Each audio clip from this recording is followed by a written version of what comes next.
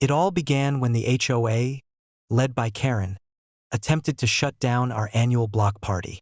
The event had been legally approved months in advance, with all permits filed and community notice given. But Karen, obsessed with control and personal vendettas, claimed the party violated HOA guidelines and threatened to call law enforcement if it went forward. I received a notice from her the week before the party, filled with empty threats and false claims. Instead of panicking, I documented everything, including emails, permits, and HOA approvals.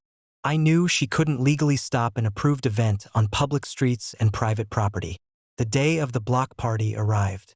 Families were setting up tables, grills were fired up, and music filled the air.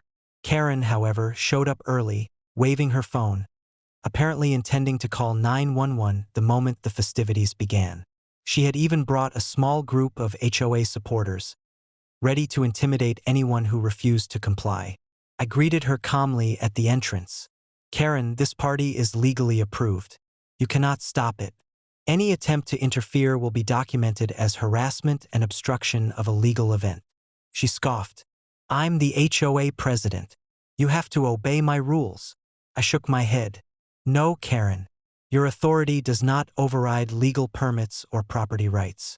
Karen tried to block access with cones and barriers, thinking she could assert her authority physically. I calmly had volunteers move the barriers aside, documenting her every action. The neighbors began to notice her escalating panic. Cameras recorded her attempts to intimidate attendees, her frantic phone calls, and her repeated threats.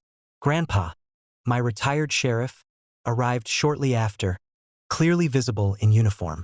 He reviewed her actions and calmly informed her that she was trespassing, harassing neighbors, and attempting to obstruct a legally sanctioned public event. Her threats to call law enforcement now rang hollow, as the real law was firmly on my side. Karen's smirk began to fade as the party continued undisturbed. She tried calling 911 repeatedly, claiming obstruction and illegal assembly, but the operator verified the permits and politely informed her that her claims were baseless. Her supporters began leaving, realizing they were on the wrong side of the law. To ensure the event continued without further interference, I set up temporary barriers and security cameras, clearly marking the block party zone with signs. "Legal event, unauthorized interference or harassment will be prosecuted." By mid-afternoon, Karen was visibly frustrated, pacing and trying to make herself heard over the music. Her attempts to assert HOA dominance had failed spectacularly. Neighbors cheered quietly, impressed by the calm and strategic way the situation had been handled. At the end of the day, the party concluded successfully. Karen left humiliated, her authority publicly diminished, and the HOA forced to officially distance itself from her reckless behavior.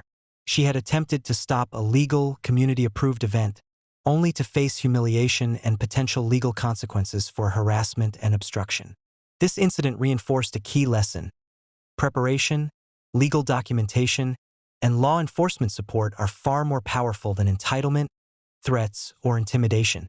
Karen had once again overstepped, believing her HOA title granted her unlimited power. The results were predictable.